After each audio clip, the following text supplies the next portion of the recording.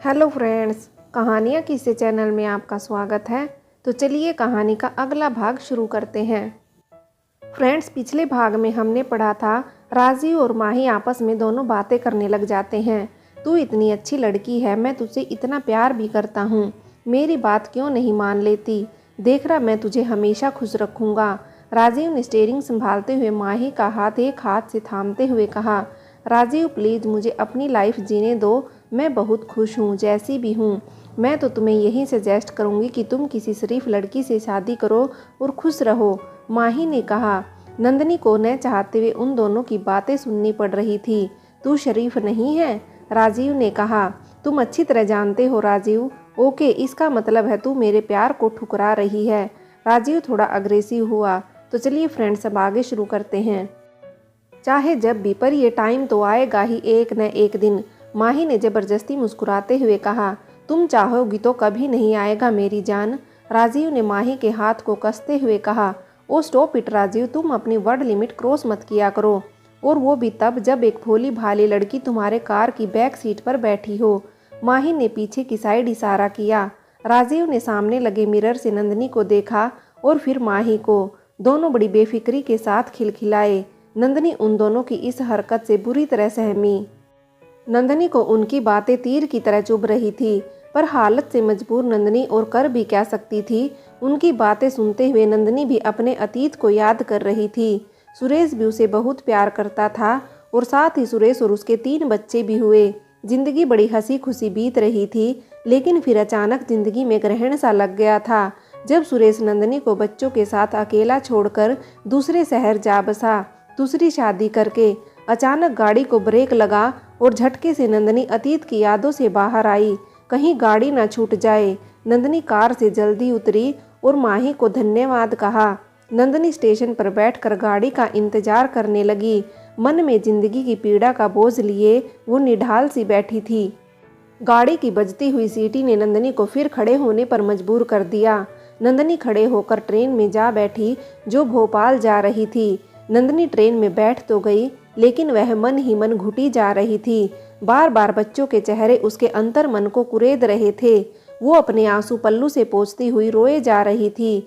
जिंदगी ने उसे पीड़ा ही इतनी दी थी, बेचारी। ख्यालों में खोए मन की पीड़ा से सराबोर नंदनी का भोपाल का सफर कट गया और वह भोपाल स्टेशन पर उतरी।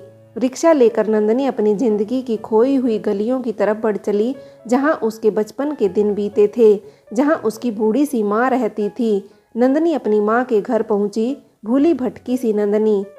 माँ को देखकर नंदनी के सब्र का बांध टूट गया और माँ के गले लगकर नंदनी खूब रोई। माँ को आप बीती सुनाई। माँ की गोद में सिर रखकर नंदनी जैसे आज सारा दुख वेदनाएं हल्की कर लेना चाहती थी। माँ ने धैर्य बंधाते हुए कहा कि बेटी, परिवार तो अच्छा ही देखा था, हमने सोचा था तेरी इज्जत रहेगी, लेकिन उसको तो भांपने का कोई यंत्र नहीं था ना हमारे पास। वो ऐसे धोखा देगा, हमें क्या पता था। और किस्मत के आगे किसका जोर चलता है बेटी, चुप हो जा और चल आराम कर, थक गई होगी, नंदनी को माँ ने धैर्य बंधाते हुए कहा। नंदनी तो जैसे जिंदगी के थपेड़ों से हार चुकी थी, कैसे करती वो सब्र। नंदनी आई थी यहाँ सुरेश के धोखे का जवाब लेने, उसने जो किया उसकी सजा दिलवाने, क्योंकि उसे पता था सुरेश इसी शहर में कहीं है। उसको रणधीर ने बताया था, जो उसका जेठ था, लेकिन नंदनी ने उनको यही नहीं बताया था कि वह कहाँ जा रही है। लेकिन नंदनी अकेली औरत कैसे सुरेश को इतने बड़े शहर में कहाँ ढूंढती। जिस जगह का उसे पता था वहाँ तो सब जगह उसने ढूंढा, ताकि उसके किए की सजा दे सके। पर नंदनी हार चुकी थी। कैसी अभागिन हूँ मैं, जिस इंसान को सजा दिलवाने आई थी, जिसके लिए घर छोड़ दिया, वही उसे नहीं मिला। सीने में उठे तूफान को नंदनी कैसे शांत करे, क्या करे। भाग्य ने कभी साथ नहीं दिया था उसका। कहते हैं ना, वक्त बड़ा होता है, वक्त के साथ हर जख्म भर जाता है, वक्त हर जख्म भर देता है। नंदनी अपनी माँ के साथ रहने लगी। धीरे धीरे समय बीतता गया। नंदनी और माँ के अलावा घर में और कोई नहीं था। नंदनी माँ के सहारे जीने लगी।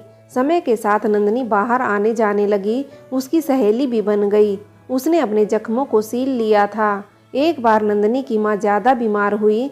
ज़्यादा बीमार होने की वजह से नंदनी की माँ अपने काम पर नहीं जा सकती थी, जहाँ वह एक बच्चे की देखरेख करती थी। और अपना पेट पालती थी। माँ के बीमार होने की वजह से नंदनी माँ की जगह जाने लगी। जहाँ उसे एक घर में बच्चे की देखरेख करनी थी, सो वो जाने लगी। जब नंदनी रुपेश और रमा से मिली तो नंदनी को रुपेश में अपना भाई दिखाई दिया, जो अब इस दुनिया में नहीं था। रुपेश को देखकर नंदनी रो पड़ी और बोली, आज से आप मेरे भाई हो, मैं आपको अपना भाई मानूंगी, क्या आपको स्वीकार है? रुपेश ने भी सहर्ष स्वीकार कर लिया। रुपेश और रमा उस बच्चे के माता पिता हैं जहां नंदनी उनके बच्चे की देख रेख करने वाली है। ऐसे ही दिन बीतते चले गए। नंदनी को क्या पता था कि दुर्भाग्य फिर दस्तक देगा।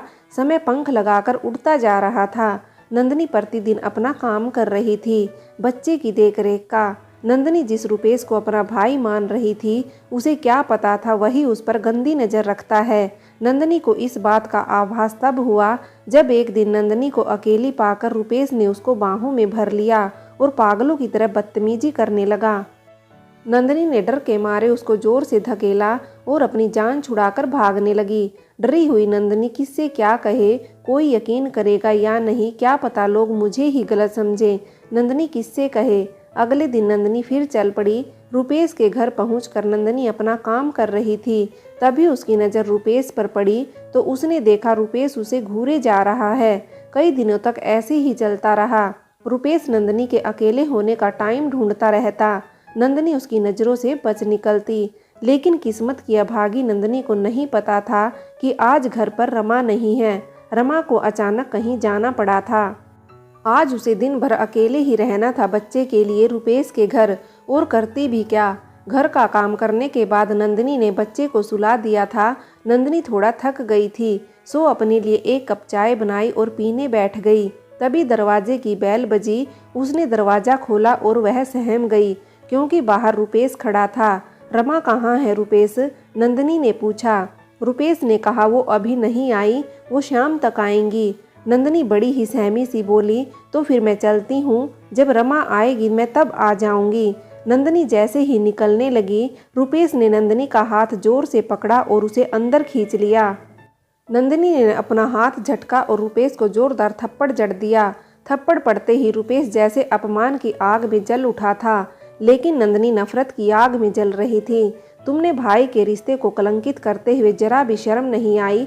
मैंने तुम्हें अपना भाई माना, लेकिन तुमने मुझ पर गंदी नज़र रखी। छी, घिन आती है मुझे तुम पर।